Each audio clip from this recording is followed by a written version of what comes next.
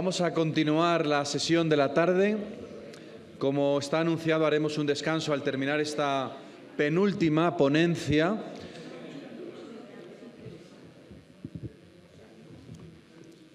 Que nos va a dirigir el doctor Eduardo Fernández García. Bueno, él ha dedicado toda su vida al servicio público en muy diversas funciones. Y yo creo que hoy, de alguna manera, esto se va a percibir, ¿eh? Él ha sido concejal del Ayuntamiento del Bierzo, de Ponferrada, y portavoz en el Partido Popular en el Consejo Comarcal, antes de cumplir los 30 años. O sea, que ya un jovencito dedicado a la política. Ha sido director general de Administración Territorial de la Junta, sin haber cumplido los 40, y durante mucho tiempo también delegado territorial de la Junta en León. Con lo cual estamos hablando de gente importante que ha dedicado su vida a la política. Nos va a hablar justamente desde esa condición también, pero no queda solo ahí. También ha sido diputado en Cortes en Madrid, 2 legislaturas, compatibilizando como presidente del Partido Popular en León. Y bueno, luego aparte de eso, está casado, tiene 2 hijos. Bueno, pues estos son 2 carreras más que se suman a la licenciatura en Derecho, a la licenciatura en Ciencias Políticas y de la Administración, a la licenciatura en Geografía e Historia, en Economía, en Filología y, por si queda poco, doctor. Desde hace no demasiados años, pero doctor, con un máster en Cultura y Pensamiento Político y una tesis, aquí dirigida por el profesor Rus, el discurso sobre la virtud política en los espejos de príncipes de los Austrias, valentía y templanza en la teoría política entre el Renacimiento y el Barroco. Y bueno, autor también de muchos artículos, capítulos de libro, y bueno, también de nuevo con su maestro nos hablarán de un libro, imagino, o de alguna manera aparecerá una obra, casi está, todavía huele a imprenta, Un mundo en transformación, biografía política de Isabel de Castilla, 1451-1504, que han escrito los 2 autores que nos van ahora a hablar a continuación.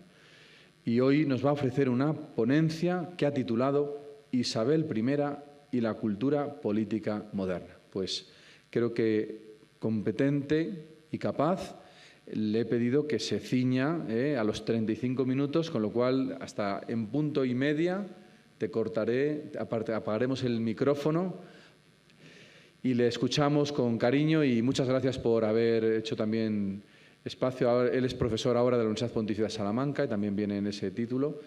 Y te agradecemos el que hayas querido compartir con nosotros esta tarde y este día que has estado con nosotros. Te damos la palabra. Muchas gracias, Eduardo. Pues muchas gracias. Es un placer estar aquí, o sea que no es ningún sacrificio. Don José Antonio ha contado un montón de pecados de juventud que yo pretendo evitar cuidadosamente cuando tengo que hablar en un foro académico. Sé que los voy a purgar en el purgatorio mucho tiempo más, porque no está la política ahora como para decir que uno se ha dedicado a la política.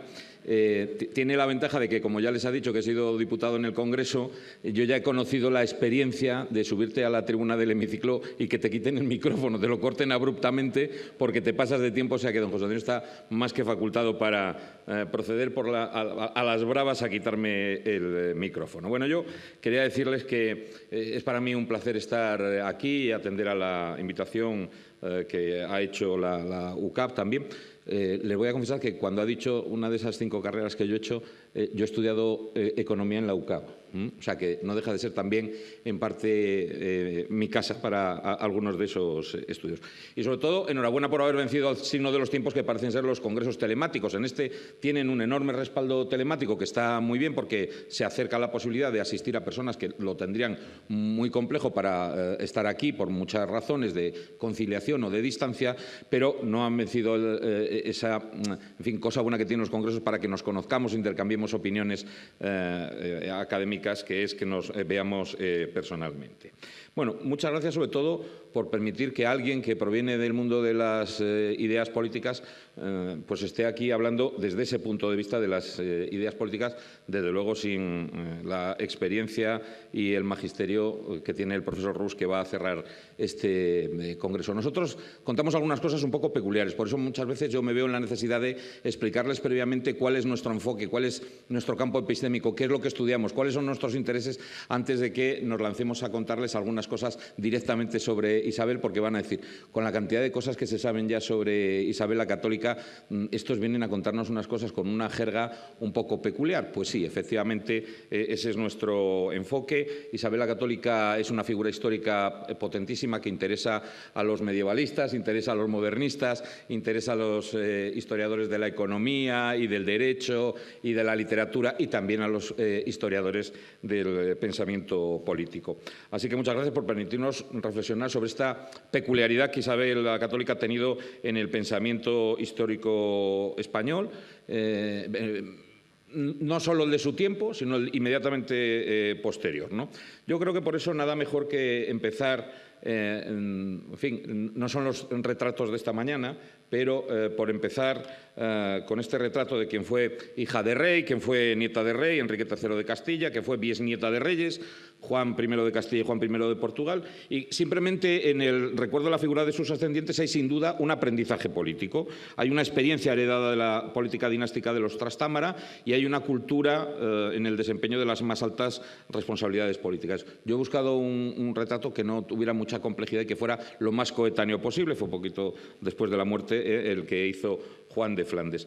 Bueno, pues para observar esas primeras influencias en la cultura política, que es de lo que yo quiero hablarles hoy, de esa joven Isabel, debemos recordar que fue educada en el gobierno más que para el gobierno y que gobierno efectivo ejerció. Bueno, ¿cuáles van a ser esos ejes explicativos? Yo sé que a mi maestro le horroriza particularmente que use PowerPoint. Ya lo verán que él no necesita PowerPoint porque tiene una sabiduría como para varios ciclos de conferencias seguidos.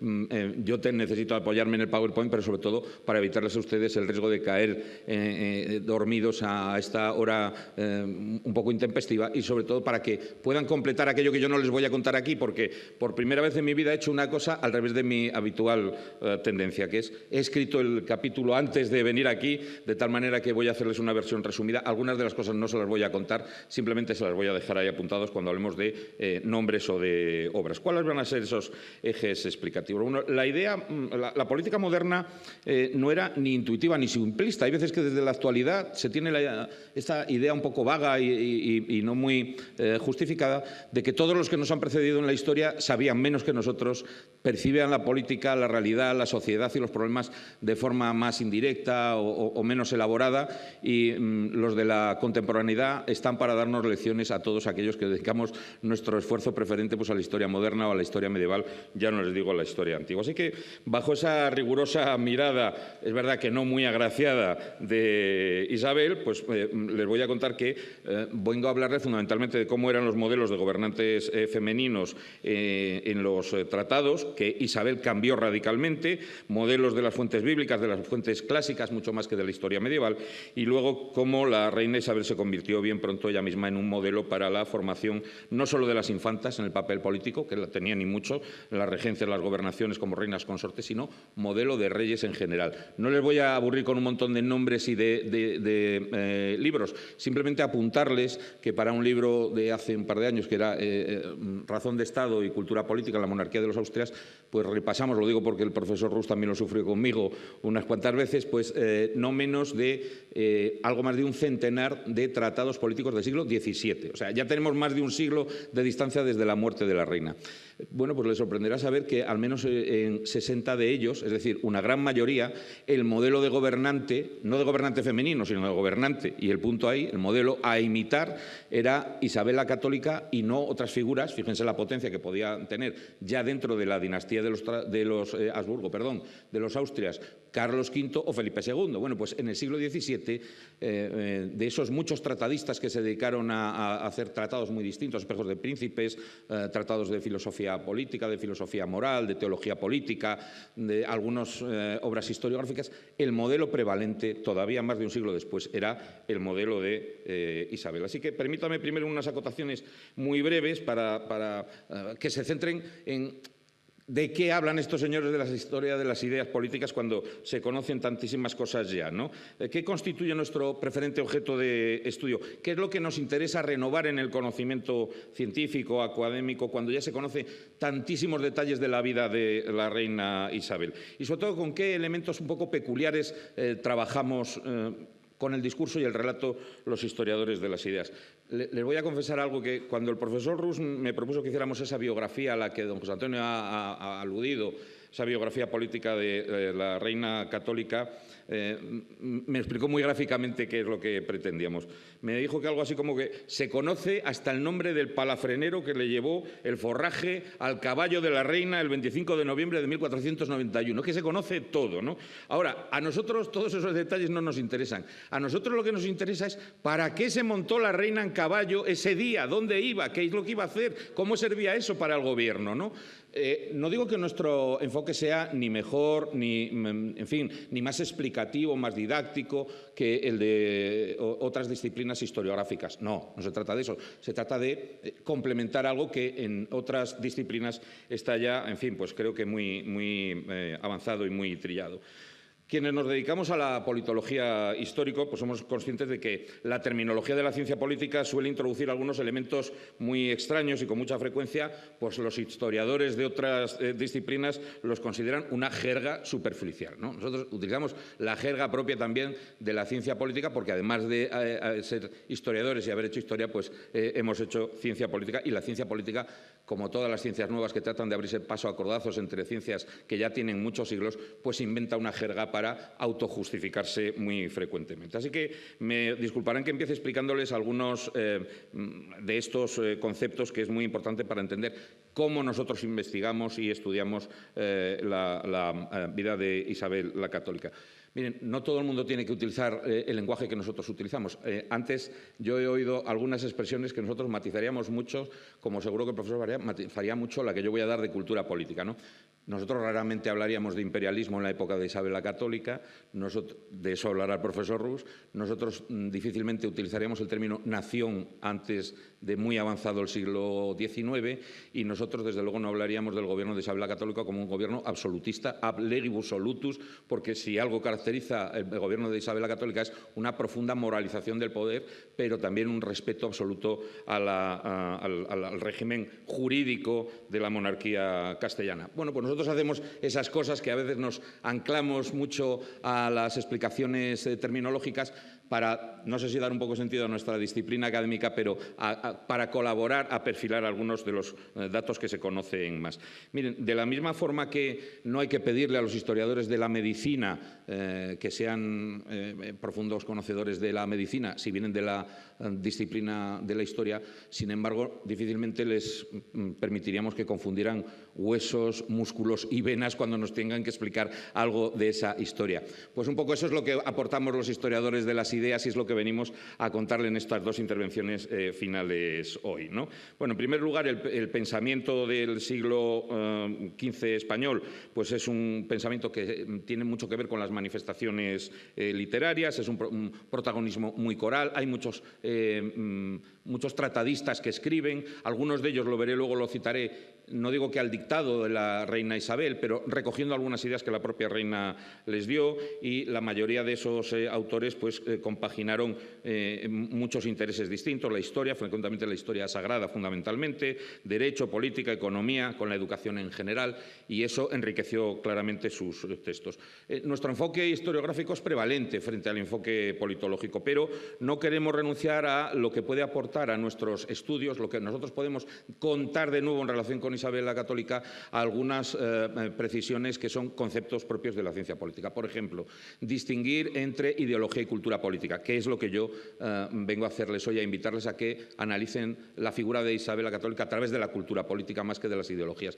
En segundo lugar, distinguir entre el régimen político y el sistema político. Para casi todo el mundo eso será igual, pero para nosotros el régimen político tiene mucho que ver con las formas externas, los ropajes institucionales, organizativos del gobierno, mientras que el sistema político tiene que ver con la fundamentación última de la legitimación del poder. Y eso era una cosa que le preocupaba mucho a Isabel la Católica. Y finalmente, pues nosotros tenemos mucho interés en ver cuáles son, además de esos ropajes jurídicos, cómo se incardinan en un discurso de corte. Ha habido muchos estudios de corte y Casa Real que ya se han centrado antes de la época de los Austrias. De la misma forma que ya saben que pasan tendencias historiográficas que se ponen de moda, se puso de moda la historia social, se puso de moda la historia de las mentalidades, se puso de moda los estudios de casa y corte, pues ahora estamos muchos en los estudios que tienen que ver con la cultura política. Bueno, pues, ¿qué es básicamente la ideología y qué es básicamente la cultura política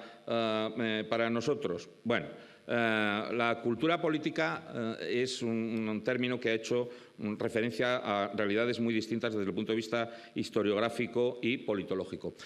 No les voy a contar el rollo que pensaba contarles, pero les voy a pedir que trasladen a su vivencia personal lo que yo les voy a decir. Miren, las ideologías, por mucho, hay gente que cree que no hay ideologías hasta el mundo contemporáneo. Eso es una contaminación de la propia ideología marxista que yo creo que está trasnochado. Claro que había ideologías, o es que no había ideología imperialista y republicana en Roma, en el final de la República Romana. No tendría sentido negar que había ideologías. Otra cosa es que en gran parte de la Edad Media y el comienzo de la Edad Moderna la ideología sea más amplia, más disforme, sea casi monolítica, tenga que ver con las ideas de concentración y centralización del poder regio. Pero ¿qué es básicamente una ideología para que ustedes compartan esta idea básica conmigo, ¿no? Porque otra de las cosas que tenemos que hacer los que nos dedicamos a la ciencia política es operacionalizar esto. Sé que es una palabra que, en fin, al profesor Rus le horroriza particularmente.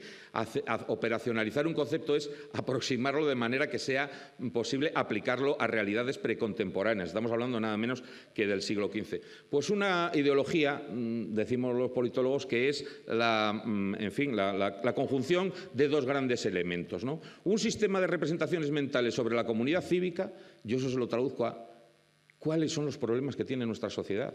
Y todos tenemos una idea de cuáles son los problemas que tiene la sociedad, qué funciona bien, qué funciona mal, qué cambiaríamos. Segundo, un programa para la acción política asociada, es decir, si nosotros pudiéramos decidir qué cambiaríamos para que las cosas fueran mejor. Si lo simplificamos así, verán ustedes que no solo Isabel la Católica tenía ideología, sino que nosotros todos y cada uno de nosotros tenemos una ideología. La ideología no son los programas de los partidos políticos, no son los grandes pronunciamientos ni programáticos, en fin, ni personales de sus líderes. Eso es una ideología. Pero aún así, ustedes, estoy seguro que tienen alguna predisposición distinta en relación con la política actual que no es puramente ideológica. A veces hay políticos que nos caen bien o mal, y no digo que no sepamos por qué, digo que sabemos que no obedece muchas veces a lo que defienden, o cómo lo defienden, o cómo sean los programas de sus partidos políticos. Yo estoy convencido que cuando 155.000 leoneses me votaron a mí, seguramente a mí no me conocía casi nadie y no se habían leído lo que yo pensaba antes de salir horrorizados antes de ir a votarme, ¿no? Entonces, ¿por qué? Pues porque hay otros elementos. A veces tienen que ver con las herencias. Las herencias familiares son muy importantes, porque mi familia es de derecha, yo soy de derechas, porque mi familia es de izquierda, yo soy de izquierda, o porque mi familia es de uno de esos lados, yo reacciono y me hago de otro. Además de las herencias, las influencias de los amigos, las influencias ambientales, lo que vamos aprendiendo a lo largo de la vida. Pero hay veces que, insisto, los políticos o las políticas nos caen bien o mal. ¿Cuánto se ha hablado del atractivo y el carisma de algunos políticos en España, ¿no? Y se decía, pues no tienen carisma, no tienen... No sé si preferiríamos que los políticos supieran más de lo que hablan técnicamente cuando tienen que hacer algo y tuvieran menos carisma o menos fotogenia cuando son elegidos. Pero esto, supongo que ustedes verán que responde, no digo que les pase a todos, pero hay veces que nos caen mejor o peor, incluso dentro del mismo bloque ideológico, unas personas que otras. Y tiene un componente de eso que llamamos cultura política, que es de lo que yo quiero hablarles de Isabel la Católica. ¿Qué es la cultura política? Pues han dicho los politólogos norteamericanos, que son los que van marcando un poco la pauta en esto desde los años 60, que cultura política no es el bagaje de temas, de libros, que es como lo entienden muchas veces los historiadores, para entender la política en un determinado momento. Cultura política es la predisposición psicológica que tienen las personas, sean reyes o reinas como Isabel, o seamos unos casos súbditos o como nosotros ciudadanos hacia determinados objetos políticos.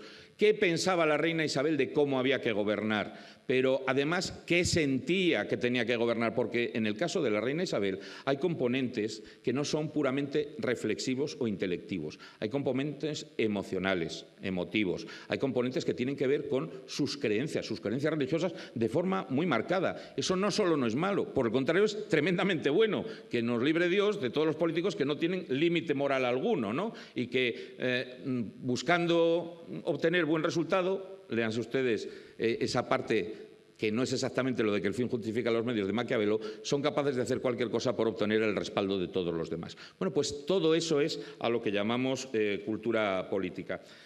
Si yo tuviera que simplificar, lo digo por bajar de la abstracción de todo lo que yo les he contado ahora a la concreción de qué componentes de aquellas cosas que hizo Isabel la Católica tenían más que ver con la ideología regia castellana, cuáles tenían que ver con la cultura política, les diría que ni entonces ni ahora todas las decisiones que adopta un político, incluso si está en la cúspide del poder como la reina, obedecen o bien enteramente a cuestiones ideológicas o bien enteramente a cuestiones emocionales, sino que hay una amalgama de todo, como nos pasa a todos nosotros. No todas nuestras decisiones en la vida y desde luego no todo nuestro comportamiento político o electoral es racional, ¿no?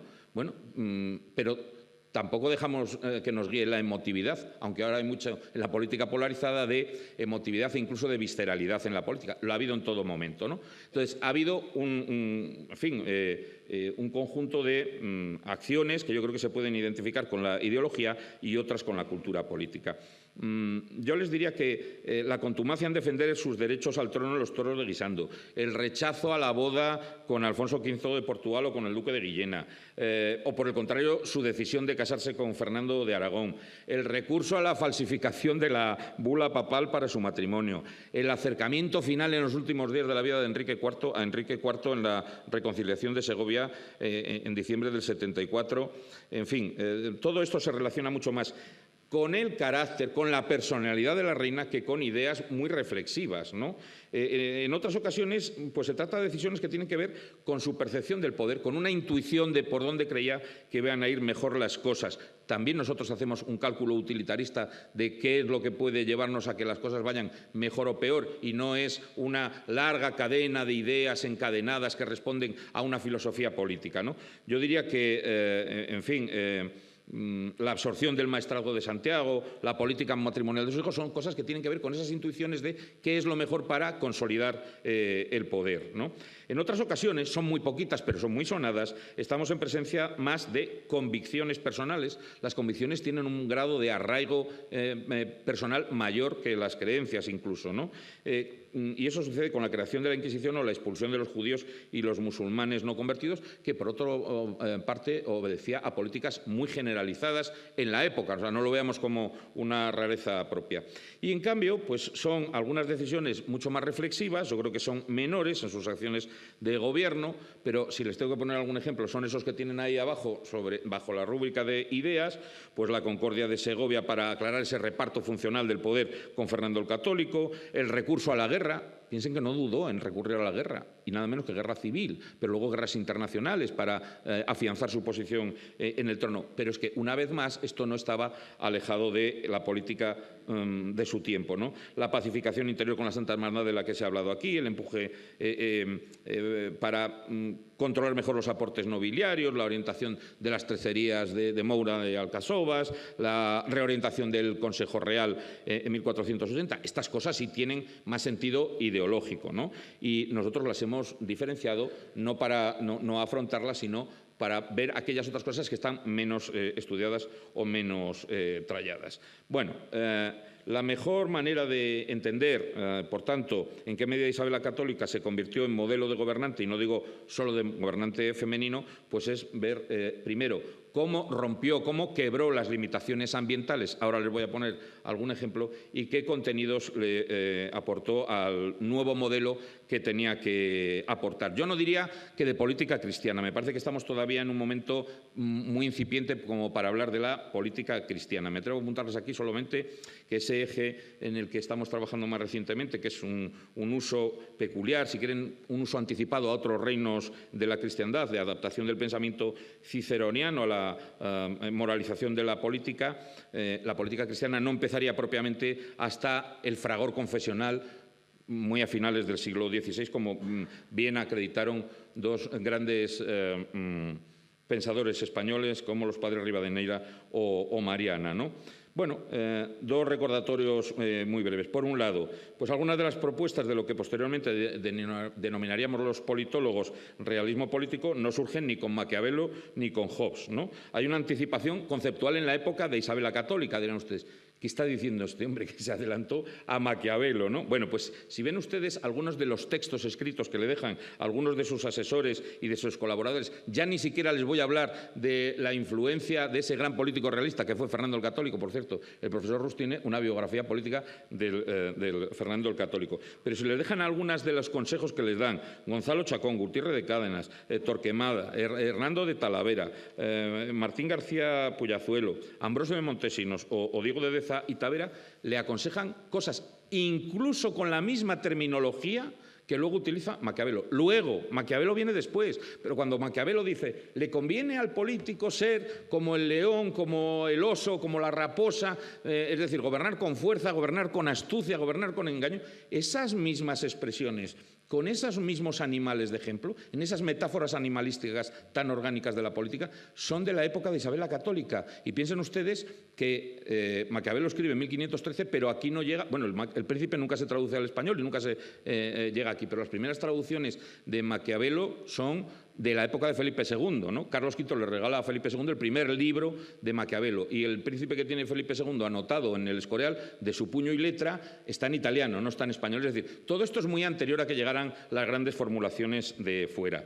Bueno, se fijan en una, además de en Aristóteles, naturalmente, en que Cicerón en su obra De Officiis pues propone que el gobierno tiene que responder a una doble exigencia. Claro, no estaban luego los emperadores romanos para atenderla. Tiene que ser honestum et utile, simultáneamente.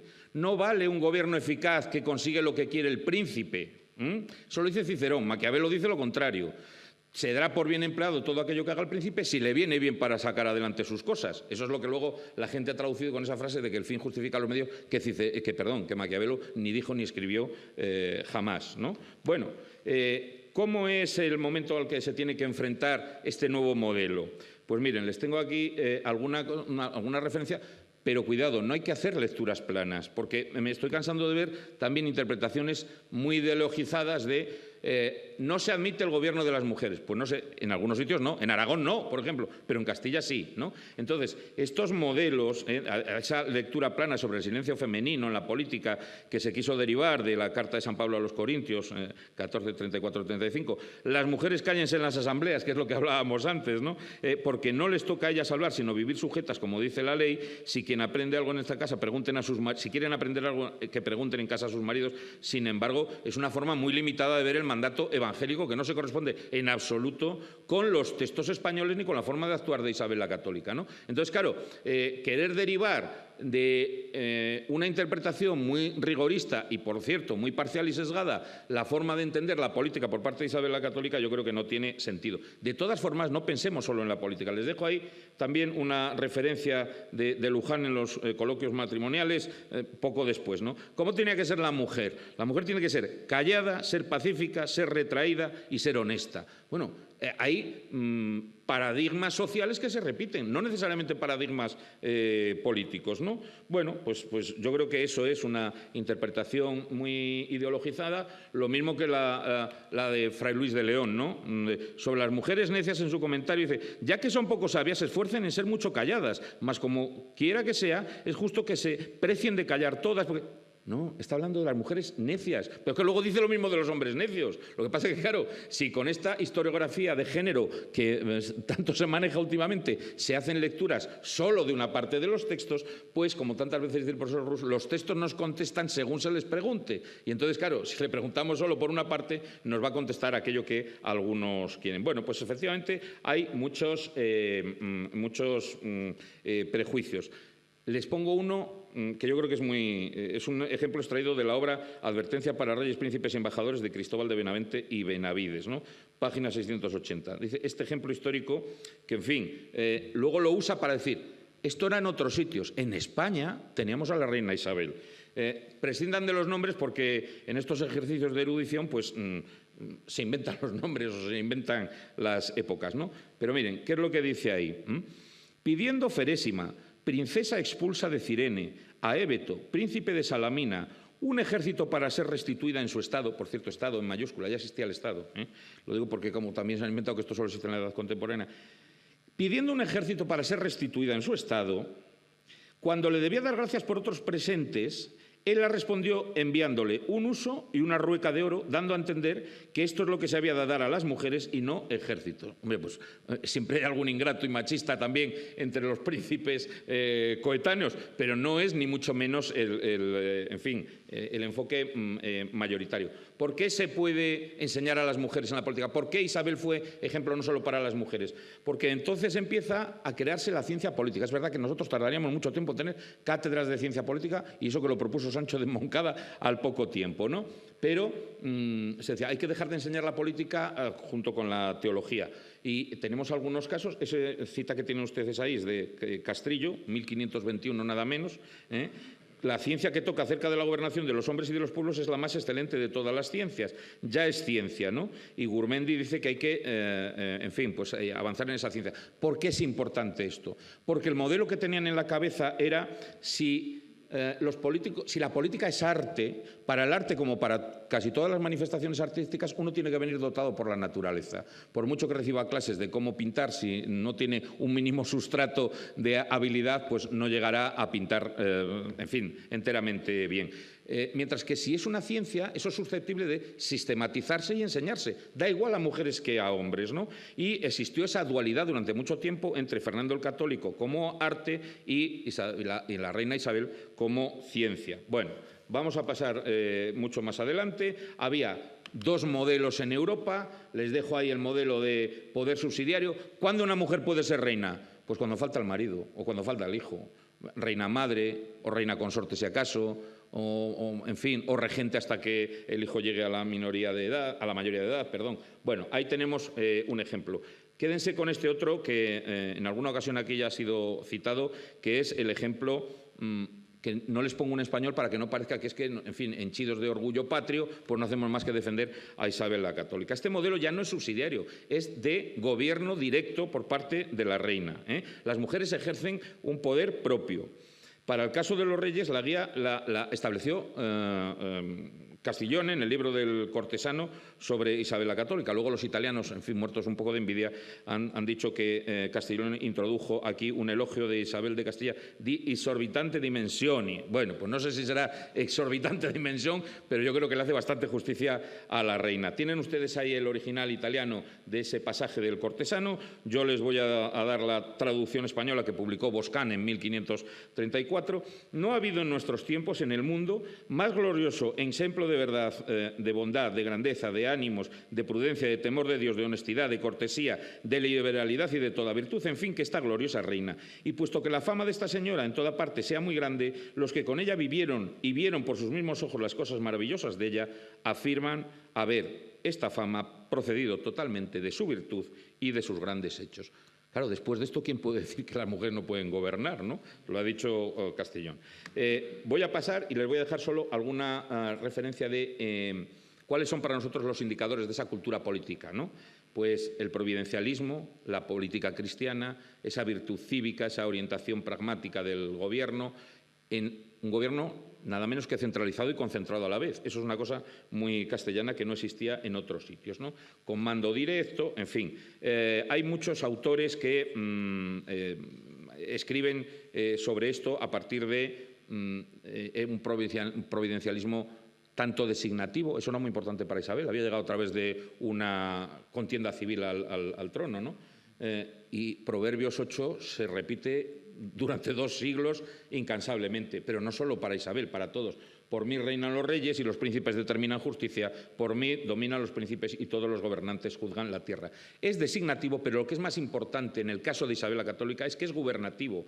Ella es reina porque así lo ha querido el Altísimo, pero además en cada una de las cosas que hace busca llevar a interiorizar en la oración muchas veces qué es lo que debía hacer, considera las contrapesos o los balances éticos de lo que hace y a partir de ahí toma resolución. Y esto es muy importante porque muy poca gente lo hace. Para que don José Antonio no me corte, pues decirles que le preocupaba mucho a la reina esto de cómo cambia la fortuna, ¿no?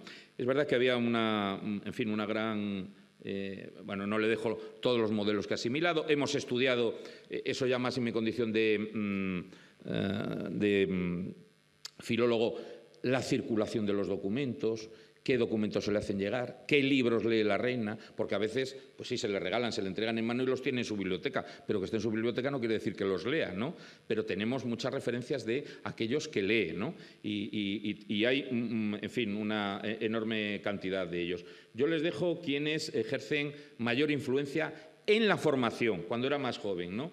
Pues tienen el bachiller Palma con la Divina Retribución sobre la caída de España, los libros de Palacio Rubio, desgraciadamente hemos perdido prácticamente todo, prácticamente todo. En Mendoza con el dechado del Regimiento de Príncipes y Alonso Ortiz con su diálogo, pero los más importantes son estos tres, ¿no? El Doctrinal de Príncipes de Diego de Valera, el Regimiento de Príncipes de Gómez Manrique y el de Villaescusa, Directorio de Príncipes. Villaescusa no solo le da su texto a la reina en mano y la reina lo lee y se lo comenta, no, es que Villaescusa deja por escrito este tratado, el Directorio de Príncipes para el buen gobierno de España, por cierto, tome nota, de España, mucho antes de los decretos de Nuevas Plantas, no solo dice de Castilla, dice de España, dice, este tratado lo hago porque la reina me dio unas ideas para que trabajara con ellas y se las devolviera. Eso es lo que dice Ramírez de Villaescusa. Tanto Valera como Gómez Manrique como Villaescusa tenían un trato muy personal como la reina, entre otras cosas porque les habían nombrado muchos otros cargos. Bueno, ¿todos estaban a favor? Pues no. Miren, les dejo ahí y en fin, les llamo su atención para que lo vean cuando esté el escrito, que no todo el mundo estaba a favor. Por supuesto que también ha habido gente que ha estado a la contra, ¿no? Juan Álvarez Gato, letras de doctrina. Primero empieza siendo isabelino, pero como luego no le dan, como tantas veces sucede, lo que esperaba, pues a poner a escurrir a la reina. Otros no. Quien llegó a ser regidor de Jaén, Hernán Mejía, pues hace un montón de poesías críticas. Lo que no se atreven a decir en prosa normalmente se dice en poesía, ¿no? Antón de Montero, con una, en fin, absolutamente insidioso. Pues reina de autoridad, esta muerte sin sosiego, cese ya por tu piedad y bondad hasta ya por Navidad cuando sabe bien el fuego. Era una forma de criticar las condenas a muerte en la hoguera, ¿no? Luego, por supuesto, las coplas del provincial, que son absolutamente escandalosas, ¿no? La reina le conmutó la pena de muerte, ¿no? O sea, en fin, sería mala, pero no tanto. Bueno, para terminar, sobre la reina católica se construye ya en su momento un relato. Nosotros ahora decimos, bueno, estamos con el relato, las narrativas. No hay solo un discurso político trabado, sino hay un relato que conjunta ambas tradiciones, un relato que explica bien la funcionalidad del poder, un relato en el que se incardinan ya los nuevos territorios.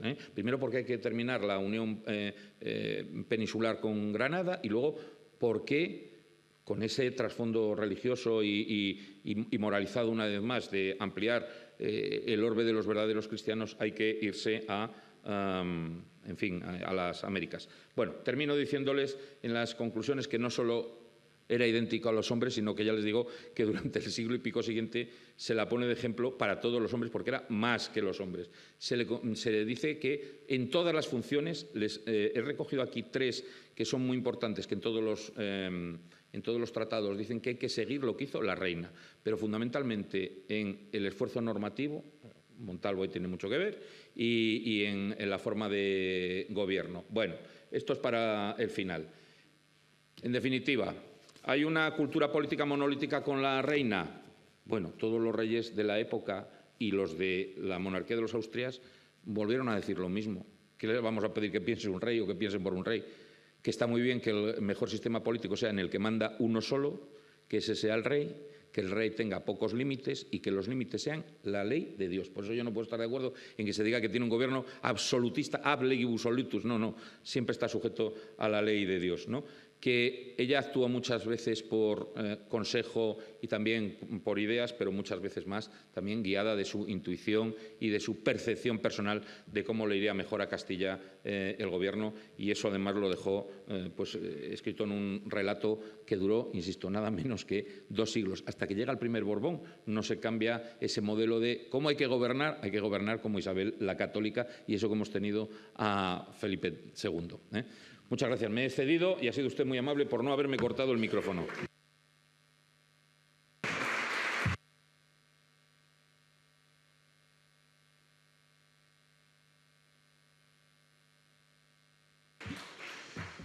Bueno, me parecía que estaba la cosa tan candente que cualquiera se mete ahí a parar, ¿eh? Bueno, pues te agradezco este esfuerzo primero de síntesis, porque yo estaba viendo los folios que tenía delante y yo me he asustado también, ¿eh? Pero ciertamente ha sido capaz primero de captar la atención del público, que eso es muy interesante. Segundo, de trasladar una gran idea, efectivamente todo lo que tiene que ver con la cultura política. Y no sé si hay un comentario que alguien quiera hacer, una pregunta, pero solamente una. Y vamos a pasar para luego hacer un pequeño descanso de cara a la... Porque luego vamos a seguir todavía con algo de todo esto, pero un comentario y terminamos la... Muchas gracias, porque efectivamente no tengo pregunta, pero sí un comentario. Primero, agradecer esta gran oportunidad por el Congreso, es la primera vez que vengo. Y bueno, se escuchan aquí cosas maravillosas. En segundo lugar, lo que sí quiero destacar es la magnífica conferencia, suelta, se le nota la experiencia, no se le duerme ninguno, efectivamente ha captado nuestra atención y eso nos gusta mucho. Tal vez las anotaciones que pasó en la pantalla muy rápidas, estábamos tomando notas y se me quedaron muchas cosas en el tintero. Pero el comentario fundamental es que tal vez lo que percibo que usted ha transmitido es la dimensión de la reina, esa dimensión política. La conocemos como la religiosa, la del perdón, la magnánima, pero usted ha sintetizado su verdadera esencia, una política natural. Lo transmitió en todas las esferas, en todos los ámbitos, y de esa manera podemos entender la dignidad y la grandeza de la política cuando se pone al servicio como lo hizo la reina. Y yo creo que eso es maravilloso. La política está en todo. Normalmente la gente desprecia la política y, por supuesto, a los políticos, pero no nos podemos abstraer porque la política está absolutamente en todo, en nuestra familia, en nuestras costumbres, en las relaciones sociales. Y como decía Aristóteles, el hombre es un ser político por naturaleza. Y yo creo que nadie ha proyectado mejor esa esencia política que nuestra gran reina. Gracias. Muy brevemente y completamente de acuerdo, ¿eh? No es para apostillar nada, sino para decir que estoy plenamente de acuerdo. Claro, por otro lado, no me extraña lo que dicen los políticos. Conociéndome yo como me he conocido, ¿cómo no va a terminar uno odiando a los políticos? Mi mujer, que está ahí, está diciendo que sí, que es para odiar, y eso que es su marido, ¿no? Bueno, efectivamente, los políticos hacen muy poco para ennoblecer la política. Isabel era una política nata, natural, dotada yo creo que de talento y de no menor desde luego que su marido, y yo creo que además le fue sumando cosas muy buenas, que es efectivamente lo que yo he querido sumarles, que cuando hablamos de la emoción y la emotividad y otros aspectos que no son puramente reflexivos de la política, no está mal, por el contrario, la humaniza. Y yo creo que eso es lo que se puede decir de Isabel la Católica, que la cultura política que ella cambió era una política más humana que la que se encontró, no voy a hablar yo teniendo a José Antonio aquí de los reyes medievales, pero que en la tradición castellana precedente. Efectivamente, coincido con usted, una política nata y una política que humanizaba la política. Bueno, pues no me atrevo ya a continuar para no intervenir y deteriorar toda esta magnífica conferencia, también con el arrojo, y lo leeremos despacio porque yo creo que hay mucho jugo aquí, hay que leerlo despacio, hay que volver sobre los textos. Perdón, don José Antonio, lo que sí les puedo dejar, les dejo aquí la presentación en PowerPoint, sobre todo por si quieren ver las referencias de antes de que lo que tarde en salir el libro, pero vamos, les dejo aquí las referencias para que no tengan que tomar nota, y ahí ven los autores y los libros. Muy bien. Pues te agradecemos de nuevo la intervención y bueno, pues con esto paramos ahora, hacemos un pequeño receso, ya combinamos hasta las 7 de la tarde en punto, donde tendremos la conferencia de clausura y el momento de clausura, vendrá también nuestra rectora y tendremos, digamos, la despedida del acto. Yo creo que han sido una jornada y media muy intensa, muy interesante. Y como yo ya no voy a volver a intervenir, pues también me parece que ha sido un momento muy interesante de volver a comprender cómo se gobiernan los territorios. Yo creo que efectivamente lo que nos has dicho, ella fue modelo durante muchos años, luego cambió efectivamente con la llegada de los Borbones y demás, pero ciertamente ha sido modelo durante mucho tiempo y para nosotros desde luego sigue siéndolo. Así que bueno, pues ha sido un buen tiempo para poder reflexionar sobre esto. Gracias y seguimos dentro de 20 minutos.